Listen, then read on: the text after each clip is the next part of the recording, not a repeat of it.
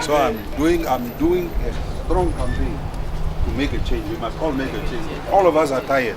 We must work together to make that very necessary change. That is why the president is coming to you to ask for your vote. I'm coming directly to you now. Mama Hororo, 27 November, I want your vote. We must vote for change. Official opposition party president McHenry Venaani held a meet and greet where he met with the electorates on the streets. When asked about the concern of Chinese nationals taking over the country, he pledged to restrict foreigners from benefiting more from the resources than Namibians. I will not allow that, because no Namibian can be allowed to go to become a painter in China. If I cannot become a painter in your country, you cannot come and become a painter in my country. So my policy is very simple. We want to work through a symmetric bilateral relationship with countries. So at multilateral level, we will engage China as an important partner. If they have expertise in areas that we need, spaceship, we will do that. So my policy on China is, yes, we can work with China, we can work with America, we can work with any country, but no country should exploit the resources of our country to the benefit of their own people. We have a policy of one constituency, one factory. We are saying for us to effectively tackle unemployment in a country, we must create processing plants and factories wherever the people are. We will not succeed in 100 constituencies in 5 years, but in 5 years we could succeed in 14. Saying that, for example, our timber comes from Kavango. A tree is bought for 2,000. It is sold in Taiwan for nearly 100,000.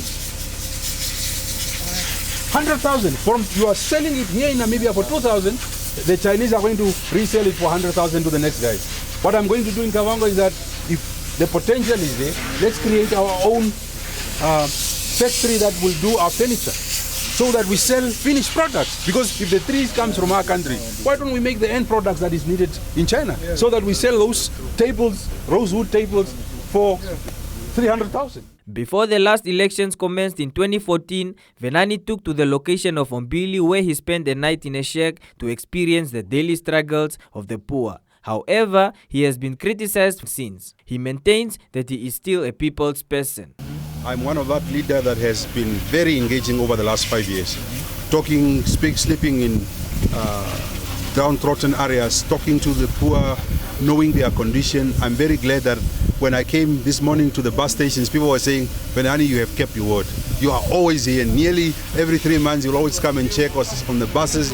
You do this and that. So I'm very glad, because as a leader, I have kept my word that I did not only come during the last election time. I have, for the last 5 years, addressed consistent problems affecting the downtrodden in society. In fact, I'm en route to Zambezi now, probably by flight in the next 1 day, to go and address also a housing problem a problem that I was involved in for the last 3 years. So we are dealing with these matters on a daily basis. And this is a time to cultivate the voters, to make sure that the voters go to the polls. And we are doing this to speak to petrol attendants, people of whose jobs are on the line, people that are struggling with good pay, and we're talking and engaging with them to make sure that they understand what is at stake in the next coming election, and for them to give them their vote to a man who is consistent with the needs of the people of this country. He therefore promised that he will keep on engaging with the public as the 2019 general elections draws closer.